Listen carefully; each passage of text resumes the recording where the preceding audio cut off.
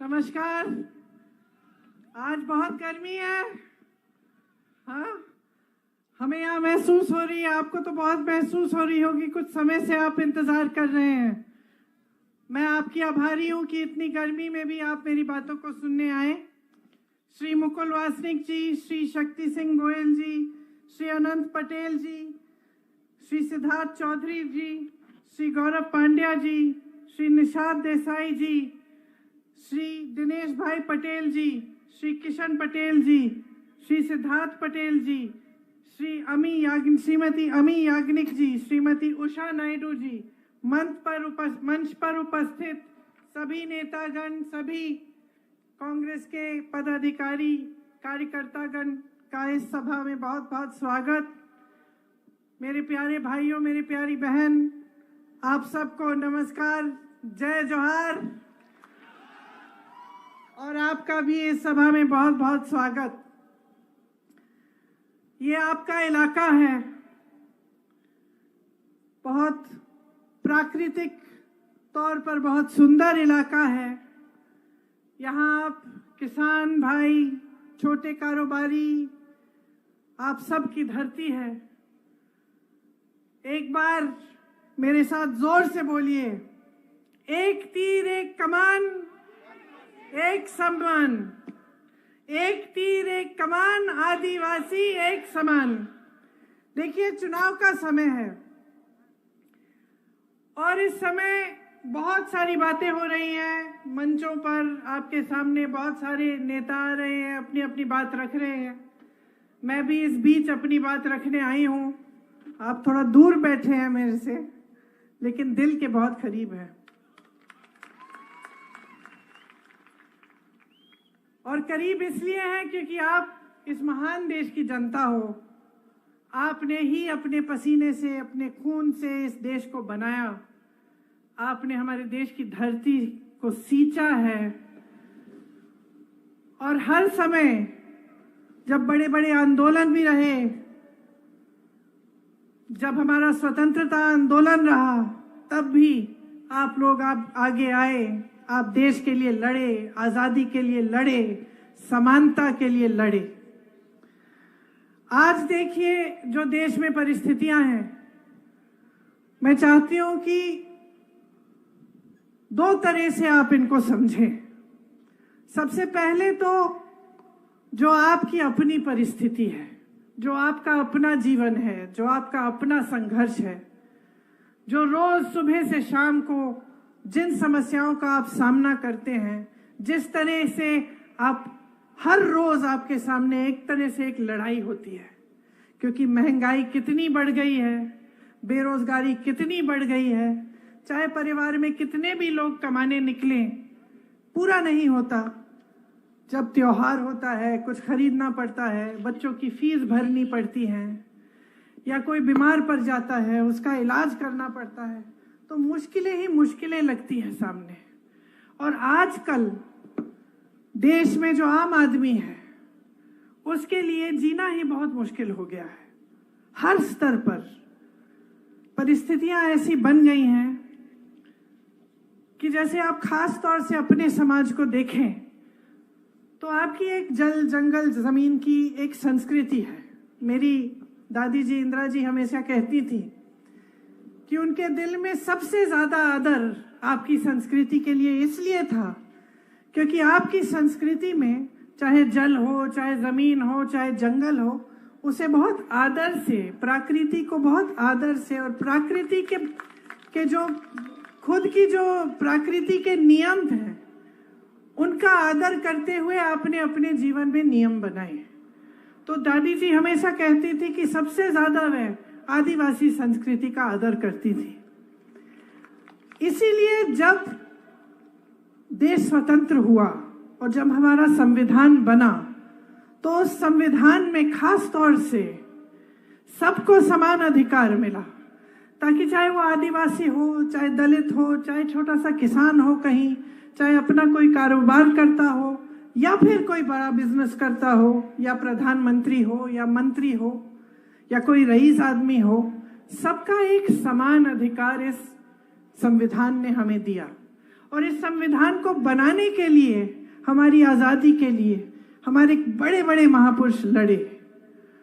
तो इस संविधान ने अगर आपको कुछ दिया है तो ये जल जंगल जमीन का जो अधिकार है वो दिया है, वोट का अधिकार दिया है, समानता का अधिकार दिया है, आरक्षण का अधिकार दिया है। अब आप जानते ही हैं, आपने देखा होगा कि भाजपा के कई नेता, कई मंत्री, कई जो चुनाव के उम्मीदवार हैं, जगह जगह में जाकर कह रहे हैं कि वो संविधान को बदलना चाहते हैं। देखा है आपने, सुना है, टीवी पे देखा। अच्छा, वो सब कह रहे हैं कि हम संविधान बदलना चाहते हैं। मोदी जी जब मंच पे आते हैं तो वो कहते हैं कि ऐसी कोई बात नहीं है।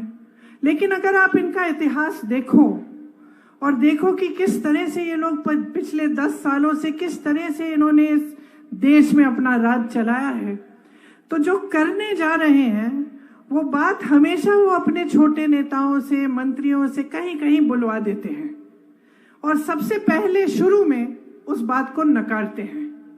तो शुरू में क्या कहते हैं कि चलो एक उम्मीदवार से कहलवा दिया, एक मंत्री से कहलवा दिया, किसी और से कहलवा दिया, और हम मना करेंगे कि भाई हम ऐसा नहीं करने जाएंगे। जैसे ही सत्ता फिर वापस आती है तो वही चीज करते हैं जिसको इन्होंने नकारा था। तो ये इनका एक पुराना सिलसिला, एक पुराना तरीका है।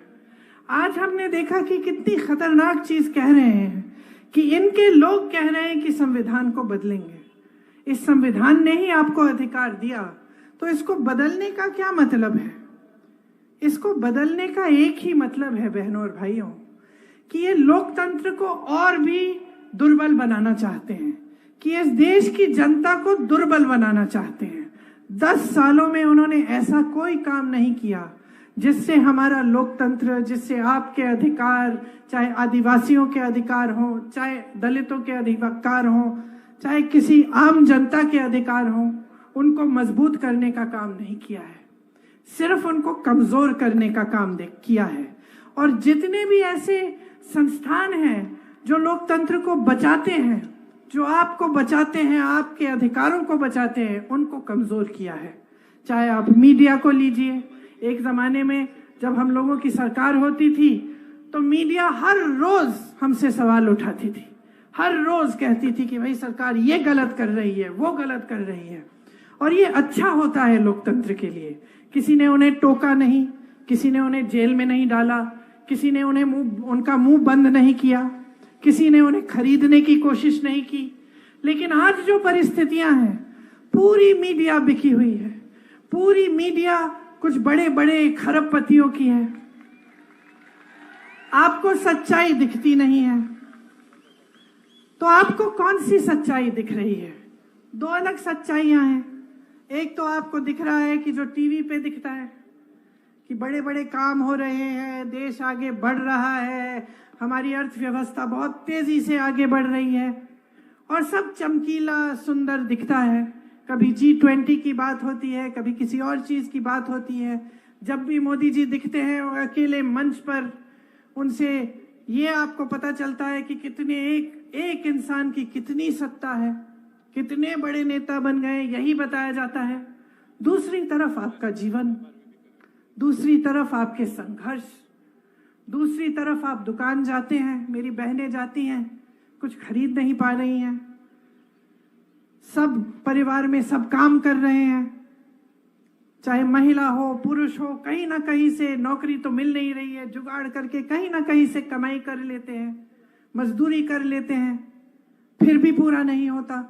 बेरोजगारी चरम पे है। 45 सालों में सबसे ज्यादा बेरोजगारी आज है हमारे देश में। और टीवी में आपको क्या दिखता है? सब सुंदर, सब चमकीला। आज सबसे आसान हो गया है आदिवासियों की जमीन छीननी, जंगल छीनने, नदी से, जो नदी के साथ में लगी हुई जमीन है उसको छीनना। हिंसा हो गई है बहुत आपके समाज के साथ, बच्चियों की तस्करी होती है, आपका उत्पीड़न होता है, कोई कुछ नहीं कहता। जगह जगह जहां इनकी सरकारें हैं, अत्याचार होते हैं आप पे। आप देखते होंगे, हमने भी देखे, वीडियो पे कभी कभी निकल आते हैं। किसी ने कुछ किया नहीं इसको रोकने के लिए।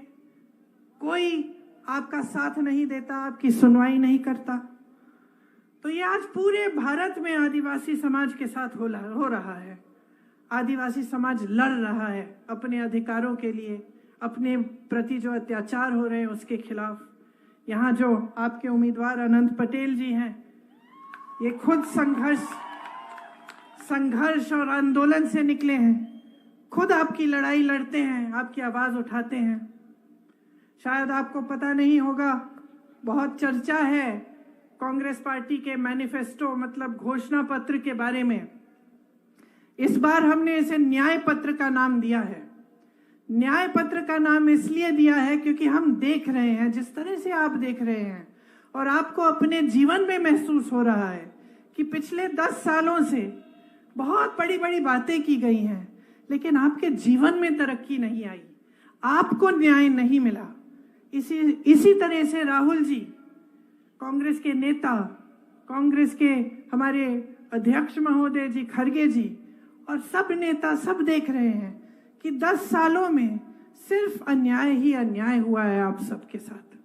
इसीलिए हमने इस बार अपने घोषणा पत्र का नाम ही न्याय पत्र लिखा और राहुल जी ने एक न्याय यात्रा निकाली जिसमें वो गुवाहाटी से मुंबई तक चले और कन्याकुमारी से कश्मीर तक तो पैदल चले, उससे पहले 4000 किलोमीटर, ये कहने के लिए कि अब देश को न्याय चाहिए, देश के गरीब को न्याय चाहिए, देश के किसान को न्याय चाहिए, देश के आदिवासी को न्याय चाहिए, देश के दलित को न्याय चाहिए, क्योंकि आपके साथ अन्याय हो रहा है। तो हमने जो न्याय पत्र बनाया है उसमें हमने काफ़ी ऐसी स्कीम और काफ़ी ऐसी गारंटी हम लाए हैं जो हम पूरा करके आपको दिखाना चाहते हैं। आपने देखा होगा कि जहाँ जहाँ हमारी सरकारें हैं, चाहे कर्नाटका में हो, चाहे छत्तीसगढ़ में रही थी, चाहे आज हिमाचल प्रदेश में है, तेलंगाना में है, वहाँ जो गारंटी हमने चुनाव से पहले दी उनको हम आज पूरा करके दिखा रहे हैं। आप कर्नाटका में किसी भी महिला से पूछ लीजिए क्या वो फ्री में बस यात्रा करती है, वो बोलेगी कि हाँ कर रही हूँ।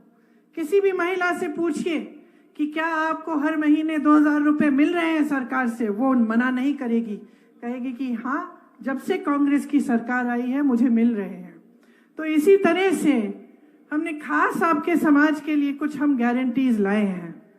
हम एक विशेष बजट आपके लिए जारी करेंगे और जो वन अधिकार का कानून है जिसमें आपको पट्टे जो पट्टे आपको मिले थे उनका फैसला 1 साल के अंदर अंदर हम करवाएंगे।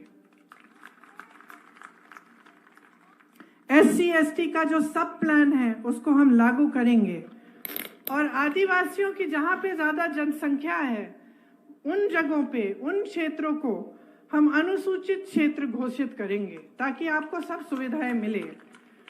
और जो मजदूरी है, न्यूनतम मजदूरी हम 400 रुपए की करेंगी ताकि कोई आपका शोषण न कर पाए। देखिए यहाँ पे प्रवासी बहुत हैं। मुझे याद है कोरोना के समय यूपी और बिहार के बहुत सारे लोग यहाँ पे फंस गए थे। मोदी जी की सरकार ने तो कह दिया एक दिन में कि सब कुछ लॉकडाउन हो गया है, बसें बंद, ट्रेनें बंद, दुकानें बंद, और लोगों को इतनी पीड़ा हुई। गुजरात से उत्तर प्रदेश तक, बिहार तक पैदल निकले, किसी को पता नहीं था पहुंचेंगे कि नहीं और कोई चारा ही नहीं छोड़ा। मुझे याद है उस समय एक लड़का अनूप तिवारी यूपी का था, चाय बेचते थे वो, टीवी पे हमने उनको देखा। उस समय इतनी दिक्कत हो रही थी, इतना दुख हो रहा था कि समझ में नहीं आ रहा था लोगों को कि क्या करें। उस समय अनूप टीवी पे आए और रोने लग गए।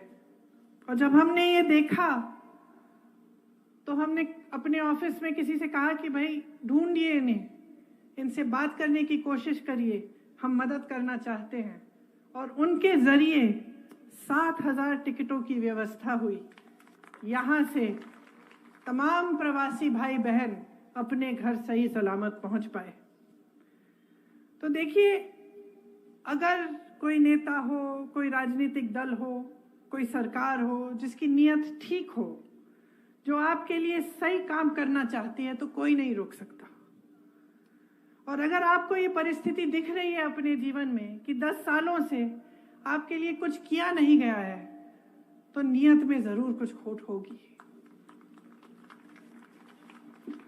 वापी और सरीगाम का जो आपका इंडस्ट्रियल एरिया है, मैंने सुना है कि यहाँ भयावह प्रदूषण है और पर्यावरण की जो परिस्थितियां हैं बहुत खराब है। बुनियादी सुविधाएं भी नहीं है। मुझे बताया गया है कि वलसाड के एक हिस्से में तो मोबाइल नेटवर्क ही नहीं आता। पीने के पानी की समस्या है, किसी को पीने का पानी नहीं मिलता। अस्टोल परियोजना में 1500 करोड़ रुपए खर्च हुए, लेकिन अभी तक पानी की सुविधा नहीं आई। एक बूंद पानी नहीं मिलता आपको। और तमाम ऐसे प्रोजेक्ट हैं जिसके जरिए आपको बताया गया था कि आपको आवास मिलेंगे, आपके लिए घर बनाए जाएंगे, वो भी आज तक नहीं पूरे हुए। मछुआरे भाई बहन हैं मेरे यहाँ, उनके लिए कोई सुविधा नहीं है। हमने अपने न्याय पत्र में खास अपने मछुआरे भाई बहनों के लिए लिखा है और ये गारंटी है हमारी कि हम आपके आईडी कार्ड की सुविधा बनाएंगे और आपके लिए और आपके जो नाव है उसके लिए इंश्योरेंस की स्कीम लाएंगे। जो डीजल आपको आज इतना महंगा मिल रहा है, उस पे हम आपके लिए खास सब्सिडी लगवाएंगे। देखिए, इस ऐतिहासिक बेरोजगारी को दूर करने के लिए हमारी गारंटी है कि जितने सरकारी पद केंद्र में खाली पड़े हैं और आज 30 लाख खाली पड़े हैं, उन सबको भरा जाएगा।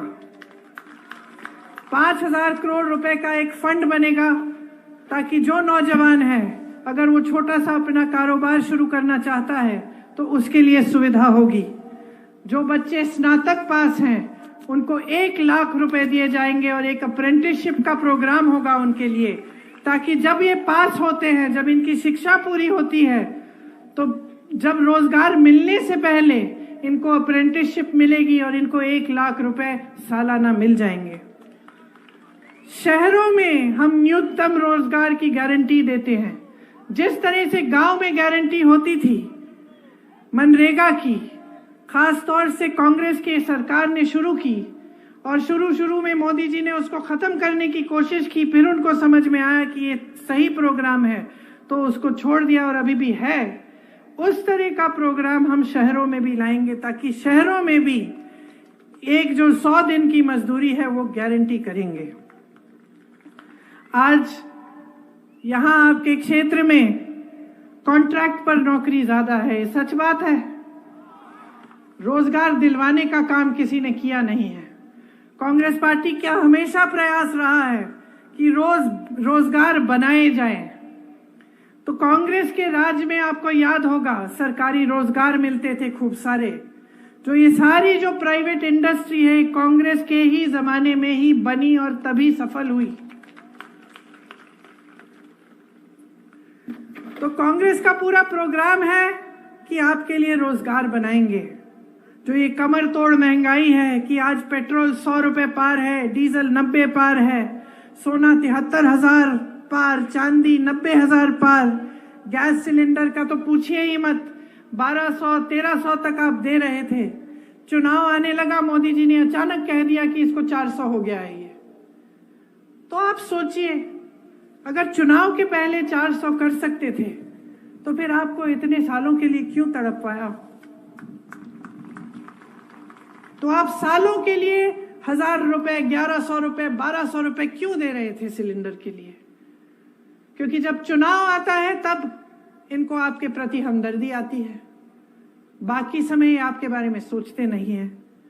जब ये आते थे चुनाव, पिछले चुनाव के प्रचार के लिए, तो आपको ये दिखाया जाता था जैसे सुपरमैन आ रहे हैं, सारी ताकत इनके पास है कि नहीं? पिक्चर देखी आपने, शक्तिमान वाला देखा? उसी तरह से आते हैं, सारी सत्ता इनके पास, अकेले अकेले ऐसे मंच पर सुपरमैन बनके। मिले क्या आपको? महंगाई मैन मिल गए, हर चीज को महंगा कर दिया। अब जब आप उनको देखेंगे मंच पे तो याद रखिए महंगाई मैन को देख रहे हैं आप, सुपरमैन नहीं है ये। और अगर इतनी ताकत होती इनमें, जितनी ये लोग सारे कहते हैं, भाजपा के जो नेता हैं कि मोदी जी में इतनी ताकत है, सारे दुनिया के जो प्रधानमंत्री हैं, जो दुनिया के जो राष्ट्रपति हैं, इनकी तरफ देखते हैं, ये तो चाहे तो चुटकी भर में जंग बंद करा सकते हैं जो दुनिया में जंग चल रहे हैं, कहते हैं ना ऐसा। हाँ, तो चुटकी भर में बेरोजगारी कम क्यों नहीं की? चुटकी भर में आपकी महंगाई कम क्यों नहीं की? चुटकी भर में आपके पास पानी क्यों नहीं लाए? कभी सोचा है आपने कि आपको बताया क्या जा रहा है और हो क्या रहा है? आप जीवन क्या जी रहे हैं? देश का जो आम आदमी है वो जी क्या रहा है, उसके संघर्ष क्या है, इनको तो मालूम ही नहीं है। ये तो घिर गए हैं सत्ता से। इनके आसपास जो भी लोग हैं इनसे डरते हैं, इनको कुछ कहने से डरते हैं। देखिए, हमने बहुत प्रधानमंत्री देखे हैं, परिवार में भी प्रधानमंत्री रहे 2, सत्ता को देखा है, समझते हैं कि सत्ता में क्या होता है। सारे चमचे आसपास आ जाते हैं कि नहीं? सब वही कहते हैं जो आप सुनना चाहते हैं। और अगर नेता समझदार ना हो, अगर नेता में ज्यादा अहंकार हो, और अगर नेता आपको अपने आप को सर्वोपरि समझता है, तो वो नेता आस्ते आस्ते खुद भटक जाता है। तो आज के दिन जब हमारे देश के प्रधानमंत्री इतने अहंकारी हैं, आप मुझे बताइए, कोई उनको कुछ कह नहीं सकता। उनको कैसे मालूम होगा कि आपकी परिस्थितियां क्या हैं? आपके बीच तो आते नहीं हैं। आपको याद है, इंदिरा जी आती थी, राजीव जी आते थे, मैं खुद उनके पीछे पीछे जाती थी, बच्ची थी। गांव में डांट खाते थे, अपने ही संसदीय क्षेत्र में अमेठी की महिलाएं डांट देती थी कि अच्छा है भैया, हम प्यार तो करते हैं आपसे, लेकिन हमारी सड़क बना दो पहले। और वो नाराज नहीं होते थे, कभी नाराज नहीं होते थे, प्यार से बोलते थे कि बहन कर दूंगा, मैंने इसका ऑर्डर दे दिया है, कुछ समय तो दे दो मुझे, हो जाएगा। ये थी हमारी परंपरा, और ये हमारी पुरानी परंपरा है देश की। इंदिरा जी तो कितना आई। मैं छोटे से छोटे आदिवासी गांव में जाती हूँ, छोटे से छोटे घर में मुझे एक महिला मिलती है, बूढ़ी सी, बताती है कि मैंने आपके लिए, आपकी दादी जी के लिए मैंने खीर बनाई थी। और मुझे खुद ताज्जुब होता है कि दादी जी उस जमाने पे पहुंची कैसे? हम तो हेलीकॉप्टर लेके, फिर गाड़ी में जाके, फिर कैसे पहुंचे वहां? वो कैसे आती थी जब वो साधन ही नहीं थे उस समय इतने, लेकिन वो पहुंचती थी, क्योंकि यही हमारे देश की परंपरा रही है, अहंकार की परंपरा नहीं रही है। हमारे देश की जो परंपरा है, महात्मा गांधी जी से लेकर सारे नेताओं की, वो यही रही है कि जनता सर्वोपरि है, कि इस देश का किसान सर्वोपरि है। आज किसान को देखिए, आंदोलन करता है, दिल्ली आकर लाखों किसान बैठते हैं सर्दी में, उनकी बिजली काटी जाती है, पानी काटा जाता है, मोदी जी घर से नहीं निकलते, पूछते नहीं हैं। 600 किसान शहीद हो जाते हैं। कुछ किसानों को एक भाजपा का मंत्री कुचल देता है अपनी जीप के नीचे, मोदी जी फिर भी कुछ नहीं कहते हैं, सुनवाई ही नहीं होती। वो कानून तब बदले जाते हैं, तब वापस लिए जाते हैं जब चुनाव आने लगता है। बस चुनाव की परवाह है बहनों और भाइयों, सत्ता की परवाह है, आपकी परवाह नहीं है। आज किसान खेती के हर सामान पर जीएसटी दे रहा है। इतनी महंगाई हो गई है उसके लिए कि खेती से कमाई ही नहीं हो रही है। ऊपर से बड़े बड़े खरबपति मित्र जो हैं मोदी जी के, उनको सारी खेती की सारी वो दे रखी है, और बड़े बड़े उद्योग सारे दे रखे हैं देश के, और देश के बंदरगाह दे रखे हैं, देश के एयरपोर्ट दे रखे हैं, सब कुछ, सारी देश की संपत्ति उनको दे रखी है। देश का किसान कर्ज लेता है, 10,000 रुपए, 50,000 रुपए, 1 लाख रुपए के लिए आत्महत्या करता है। मैं गई हूं ऐसे किसानों के घरों में। यूपी में ललितपुर में किसान के घर गई थी, बेटी रो रही थी, आंसू रुक ही नहीं रहे थे। पिता ने 1 लाख रुपए के लिए आत्महत्या कर ली। खड़े हुए थे लाइन में खाद लेने के लिए कि खाद मिल जाएगी, कुछ कमाई हो जाएगी। 3 दिन खड़े रहे वितरण केंद्र के बाहर। सरकारी वितरण केंद्र भी नहीं था, प्राइवेट था, क्योंकि सरकारी वाला बंद हो चुका था। खड़े रहे, घर नहीं आई। बेटी कहती रही पानी पी लो, कुछ खा लो। नहीं, अगर मैं लाइन छोड़ूंगा मुझे खाद नहीं मिलेगी। घर आते हैं, कुछ नहीं मिला। घर आते हैं, आत्महत्या कर लेते हैं। दूसरे एक किसान लाइन में ही मर जाते हैं। 10,000 रुपए के लिए, 50,000 रुपए के लिए, 1 लाख रुपए के लिए। और मोदी जी के खरबपति मित्र, उनके लिए मोदी जी ने 16 लाख करोड़ रुपए माफ कर दिए। 16 लाख करोड़ रुपए का कर्ज उनका माफ, और किसानों के लिए 1 रुपया कर्ज माफ नहीं किया। कैसी सरकार चल रही है देश में? अपने आप से पूछो। कोई ये नहीं कहता कि उद्योगपतियों को आगे मत बढ़ाओ, बढ़ना चाहिए, रोजगार मिलेगा, चलो आगे बढ़े। लेकिन कभी पहले इस पूरे देश के इतिहास में ऐसा हुआ है कि 5-6 उद्योगपतियों को सारी देश की संपत्ति पकड़ा दी है? देश के बैंक, देश का पैसा, 16 लाख करोड़ रुपए उनको माफ। 15,000 करोड़ का गन्ने का बकाया होता था यूपी के किसानों का कोविड से पहले ही। 15,000 करोड़, इनको आपने 16 लाख करोड़ माफ कर दिए। 15,000 करोड़ का जो गन्ने का बकाया था वो भी नहीं दिया। उसके बजाय 20,000 करोड़ रुपए इन्होंने नए संसद को बनाने में लगा दिए, जबकि अच्छा खासा संसद था। तो सोचिए सरकार सोच क्या रही है, इसकी नीयत क्या है, किसके लिए चल रही है? इस देश के गरीब के लिए चल रही है? इस देश के मिडिल क्लास के लिए चल रही है? इस देश के अधिकारी के लिए चल रही है जो पेंशन मांग के थक गया? कांग्रेस की जहां जहां प्रदेश की सरकार है वहां आज ओपीएस लागू है, भाजपा की सरकारों में लागू ही नहीं है। अधिकारी घबरा रहे हैं, कह रहे हैं हम नौकरी के लिए जब गए थे तो हमें यह आश्वासन था कि रिटायर होंगे तो हमें पेंशन मिलेगा, कि हमारा जीवन अब सुरक्षित है। आज परिस्थितियां क्या है पता नहीं कि पेंशन के पैसे कहां जा रहे हैं, किसमें डाले जा रहे हैं। घबराहट होती है। तो हर स्तर पे आप देखिए, चाहे किसान के साथ, चाहे आदिवासी के साथ, चाहे दलित के साथ, चाहे महिलाओं के साथ, हर स्तर पे झूठ का बोलबाला है। बस हम ये करेंगे, हम वो करेंगे, हम महिलाओं का एक को स्वतंत्र बनाएंगे, ये करेंगे, पैरों पे खड़ा करेंगे। कुछ नहीं हो रहा है। महिलाओं पर अत्याचार होता है, मोदी जी मुंह फेर लेते हैं। बार बार हमने यही देखा, हाथरस में हुआ, पलक भी नहीं झपकाए। उन्नाव में हुआ, जिसने अत्याचार किया उसको बचाया। उसके बाद ओलंपिक वाले जो हमारी मेडलिस्ट हैं, जब ओलंपिक का मेडल जीत के आई तब मोदी जी ने घर बुलाया, चाय पिलाई, फोटो खिंचवाई। जब वही लड़की सड़क पे बैठ के कहती है मुझे न्याय चाहिए, मेरे साथ गलत हुआ है, मेरे साथ अत्याचार हुआ है, मोदी जी का घर 1 किलोमीटर दूर भी नहीं है, निकल के भी नहीं आते, उसको तब बुलाते नहीं है चाय पे। फिर पूरे देश के सामने बड़े बड़े मंचों पर सारी भाजपा की महिला नेत्रियां मोदी जी पे माला लगाकर कह रही हैं कि मोदी जी ने आरक्षण दे दिया है महिलाओं के लिए। सच्चाई क्या है? जो महिलाओं के लिए आरक्षण दिया है संसद में, वो 5-6 सालों तक मिलेगा ही नहीं। वो नाम के वास्ते दिया है। स्कीम्स जो दी हैं आपके विकास के लिए, नाम के वास्ते हैं।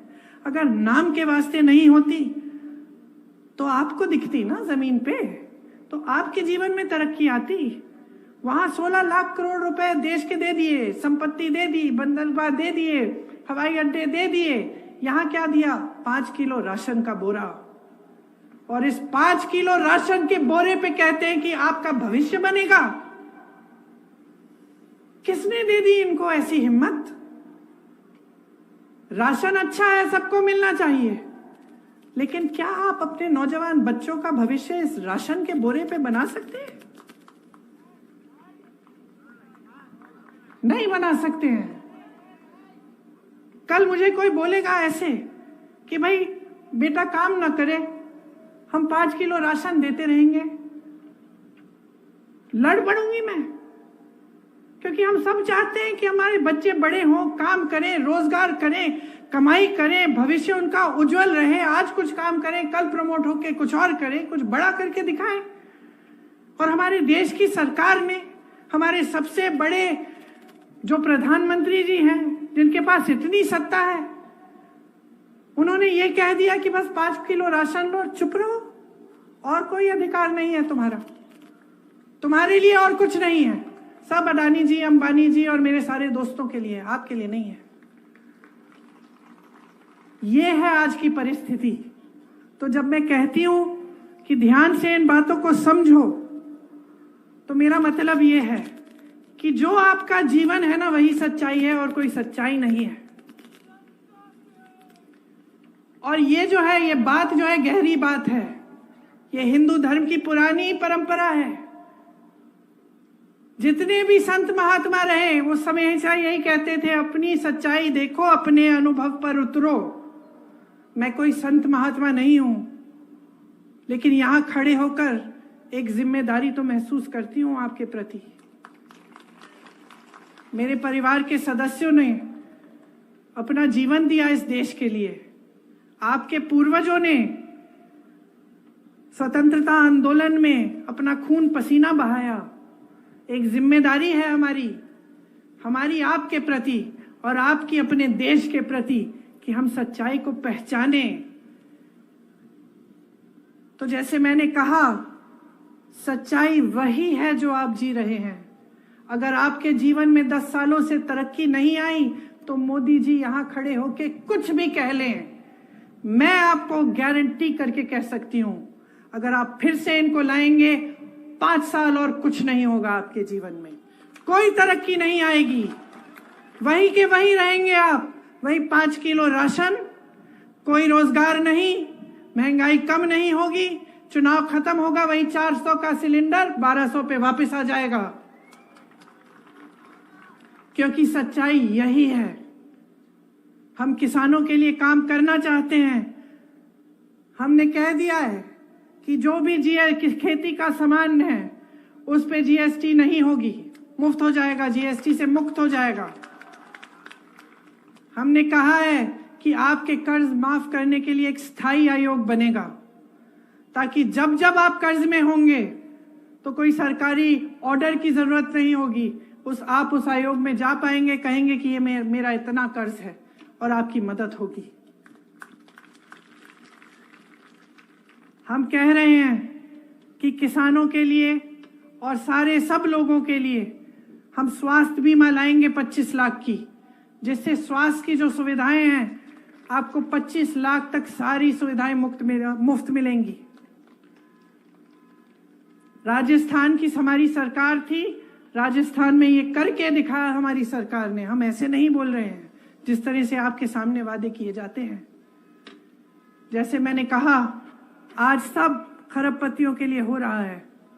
इस बीच मोदी जी क्या कर रहे हैं? लोकतंत्र को कमजोर कर रहे हैं। हर स्तर पर, जैसे मैंने पहले कहा, आपके अधिकारों को कमजोर कर रहे हैं और विपक्ष पर एक भयानक हमला कर रहे हैं। कह रहे हैं कि विपक्ष के जो जितने भी नेता हैं सब भ्रष्ट हैं, सिर्फ मोदी जी ही ईमानदार और पाक हैं। बस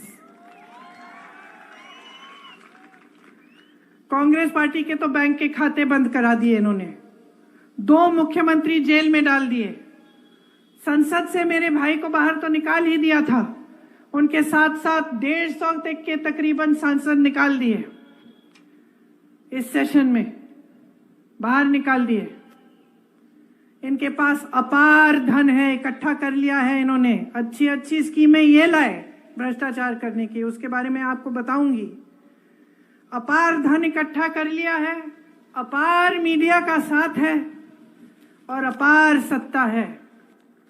तो मैं चाहती हूं कि आप पहचानिए कि आज देश में एक तरफ ये अपार मीडिया, ये अपार सत्ता, ये अपार धन, और दूसरी तरफ सत्य की लड़ाई है, दूसरी तरफ सच्चाई है, दूसरी तरफ हम सब लड़ रहे हैं आपके लिए कि आप कमजोर ना हो और आपका लोकतंत्र बना रहे, ताकि आपके अधिकार इस देश में हमेशा बने रहे और मजबूत रहे।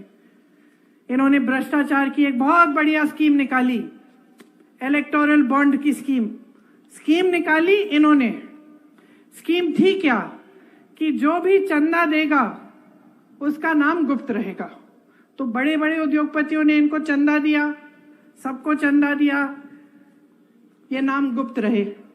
सुप्रीम कोर्ट में केस लग गया, सुप्रीम कोर्ट में जजों ने कहा कि ये सब गलत है, ये सूची आप जारी करो, सार्वजनिक करो, इसको सबको दिखना चाहिए कि किसने कितना दिया और किसको दिया है। तो सब सच्चाई बाहर निकल आई। सच्चाई क्या थी बहनों और भाइयों? सच्चाई ये है कि इन्होंने चंदा जिस से लिया है, कुछ लोगों पे छापा मार के लिया। पहले छापा मारा, चंदा ली, पीछे हट गए, केस डाला, चंदा लिया, केस बंद। ऐसे ऐसे लोगों से चंदा लिया, कंपनियों से। यहाँ पे आपका एक पुल गिरा था गुजरात में, आपको याद है? उस कंपनी से भी चंदा लिया है। आपको कोरोना की वैक्सीन लगी, उस कंपनी से भी चंदा लिया है। तो चंदा नहीं, वसूली थी, है धंधा था इनका।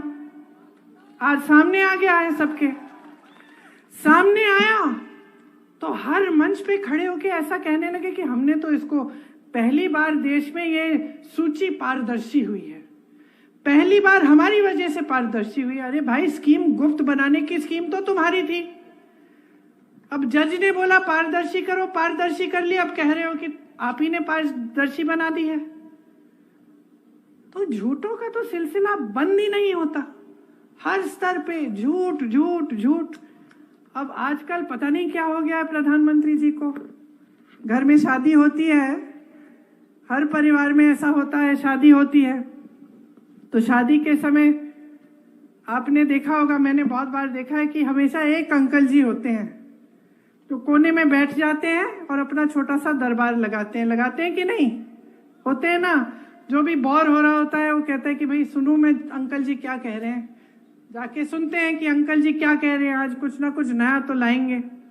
और अंकल जी सबको अपना ज्ञान देते रहते हैं, देते हैं कि नहीं, है ना? अब आप बताओ, एक दिन अगर आप ऐसे एक शादी में या कहीं भी आप चाय की दुकान में बैठे और एक ऐसे ज्ञान देने वाले अंकल जी बैठे हों और वो कह रहे हैं सबको कि सावधान हो जाओ, अब जब सरकार आएगी ना कांग्रेस की, तो एक्सरे की मशीन लाकर तुम्हारे घरों में जो बक्से पड़े हैं और जो घरों में तुमने छोटा अपना बचत अपनी की हुई है, या तुम्हारी महिलाओं के जो मंगलसूत्र हैं, उसको एक्सरे से निकाल के ये सरकार चोरी कर लेगी और किसी और को दे देगी। हंस रहे हो ना? मान लो किसी चाय के दुकान में या किसी शादी में किसी ज्ञान देने वाले अंकल ने ऐसी बात कह दी हो, तो आप क्या कहते? आप कहते कि भाई आज तो अंकल ने बहुत बड़ी बात कर ली, खूब गहरी साजिश निकाल दी। हंसते ना? हंसते कि नहीं हंसते? आप कहते हैं कि क्या बकवास कर रहे हैं यार अंकल, कुछ नया सोचो। अब देश की परिस्थिति ये हो गई है कि उसी तरह से देश के सबसे बड़े प्रधानमंत्री जी, जो सबसे बड़ा पद ले रखे हैं देश में, जिनके पास सबसे ज्यादा सत्ता है, उस पद की गरिमा को, उस पद की गंभीरता को आधार बनाकर ऐसी बकवास की बातें आपके सामने चुनाव। तो वो सोच रहे हैं क्योंकि प्रधानमंत्री हैं, क्योंकि पद है, क्योंकि पद की गंभीरता है, वो सोच रहे हैं कि मैं ऐसे ही फिजूल की बातें करूंगा और पब्लिक सोचेगी कि ये सच है। ये सच हो सकता है? आप सोचिए, ये सच हो सकता है कि कोई ऐसा राजनीतिक दल सरकार बनाएगा जिसमें एक्सरे लेके आपके घर के अंदर घुसकर आपके गहने निकाल के किसी और को दे देगा? ये सच हो सकता है? अरे क्या इनको समस्या हो गई है हमारे न्याय पत्र से? क्या समस्या हो गई है? हम न्याय कह रहे हैं इसलिए, हम न्याय दिलवाएंगे इसलिए क्योंकि हम कह रहे हैं हम महिलाओं को हर साल महिलाओं को 1 लाख रुपए देंगे, क्योंकि हम कह रहे हैं कि ये जो 16 लाख रुपए आपने इस देश के दिए हैं ना अपने दोस्तों को, हम इस देश में बंटवाएंगे। बस यही तो कह रहे हैं हम कह रहे हैं कि जो स्कीम्स हैं इनसे आपको रोजगार मिलेगा। हम कह रहे हैं कि जो बच्चे स्नातक पास हैं वो भटकेंगे नहीं, रोजगार ढूंढने के लिए हम उनको अप्रेंटिसशिप देंगे, 1 लाख रुपए सालाना की कमाई दे देंगे जब तक उनको नौकरी नहीं मिले। हम कह रहे हैं कि किसानों के लिए सुविधा देंगे, स्वस्थ सुविधाएं देंगे, शिक्षा की सुविधाएं देंगे। और अंकल जी आपको सुना रहे हैं, अंकल जी आपको बता रहे हैं कि हम चोरी करेंगे, हम गहने लेंगे। अरे भैया 70 सालों से देश स्वतंत्र है, 55 सालों से इस देश में किसकी सरकार रही बताइए जोर से? कांग्रेस की सरकार रही। कभी किसी सरकार ने ऐसी कोई स्कीम निकाली जिससे कोई एक्सरे मशीन आपके घरों में आकर आपके गहने ले जाए बताइए? तो क्या हो गया है मोदी जी को? कॉन्फिडेंस तो नहीं हिल गया है? घबरा तो नहीं रहे कि बहकी बहकी बातें कर रहे हैं हर जगह जाके? मतलब मैंने कल टीवी चलाया, मुझे तो यकीन ही नहीं हुआ कि ये देश के प्रधानमंत्री बोल रहे हैं। मैंने सोचा किसी ने गलत वो वीडियो मॉर्फ करके कर दिया होगा। फिर दोबारा मैंने किसी दूसरे चैनल पे देखा कि भाई यही कह रहे हैं। फिर मैंने सुना एक्सरे मशीन, मंगलसूत्र, पता नहीं क्या क्या कह रहे हैं। फिर आगे जाके कुछ और भटकी भटकी बातें कहने लग गए। तो क्यों कर रहे हैं ये? कभी सोचा है आपने? क्या सोचा है? उम्र का तकाजा ये भी है।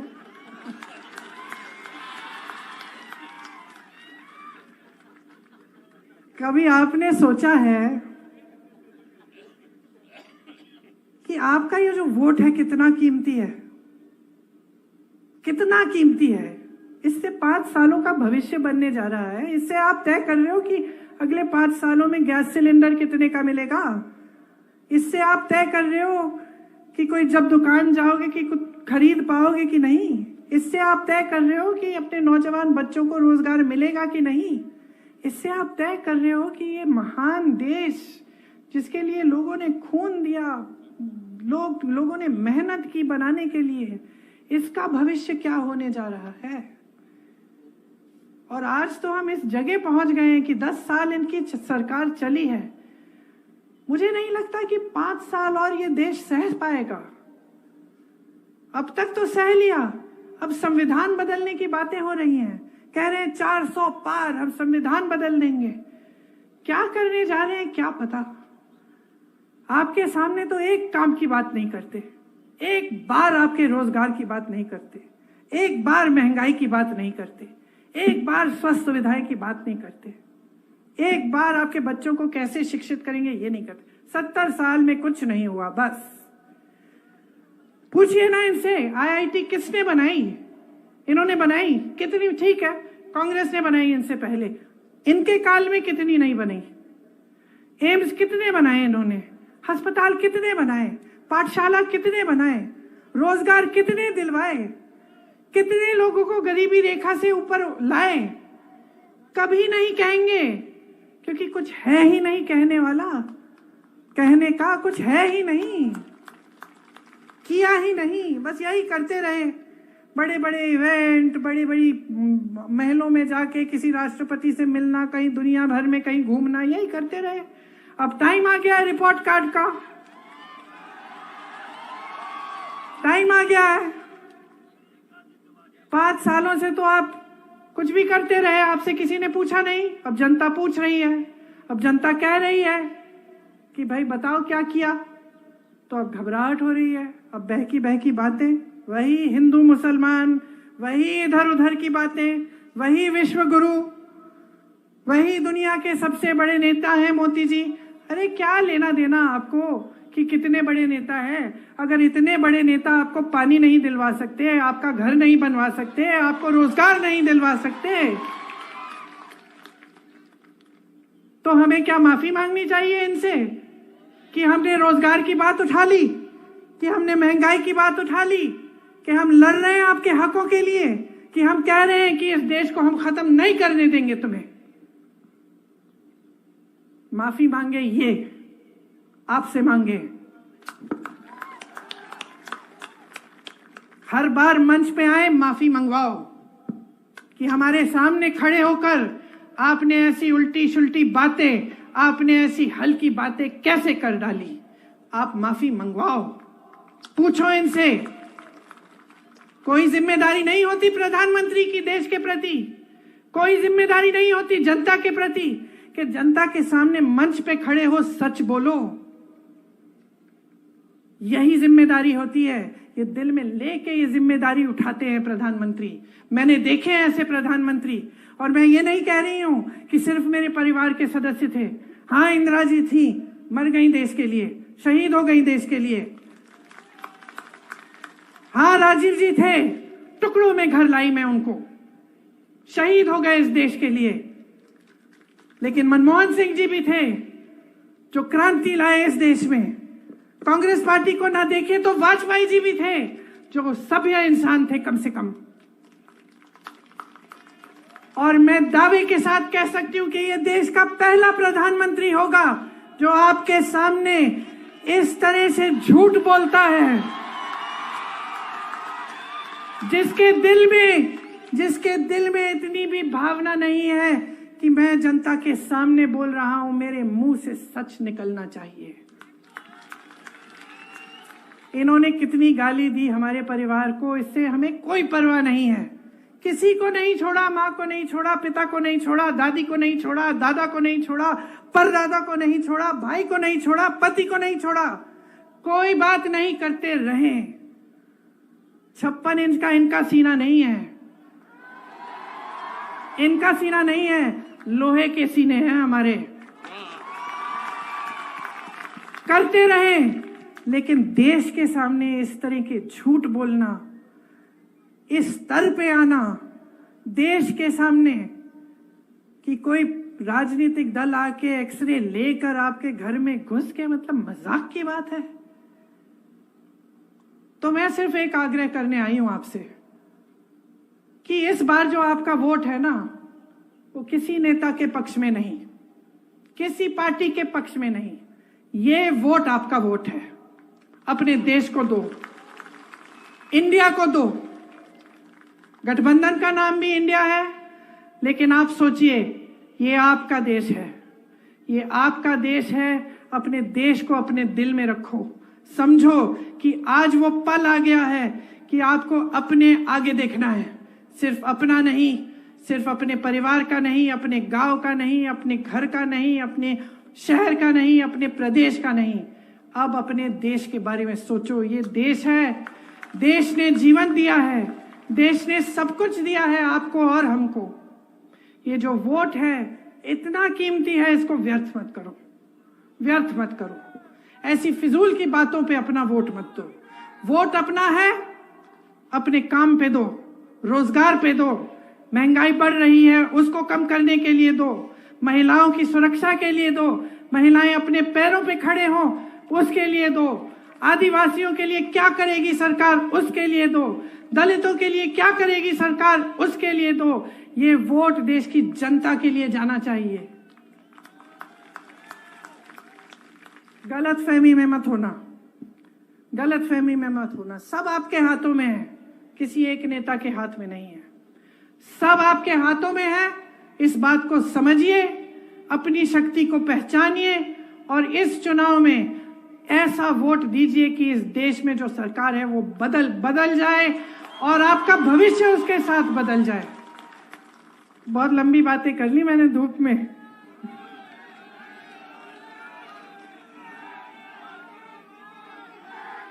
सही बोला कि नहीं? सही बोला? याद रहेगी बातें? जब पोलिंग में जाओगे आप अपना वोट डालने, 2 मिनट के लिए रुक के सोचो कि ये वोट किस लिए है। और याद रखो कि जब कांग्रेस को वोट डालोगे तो अपने ही पक्ष में अपने लिए वोट डाल रहे हो। आप सबको बहुत बहुत धन्यवाद। बहुत गर्मी में मेरी बातें सुनी। जय हिंद। एक बार जोर से मेरे साथ, जय हिंद। जय हिंद। जय हिंद। जय हिंद। जय हिंद। जय हिंद। अंकल जी की बात मत मानना। खूब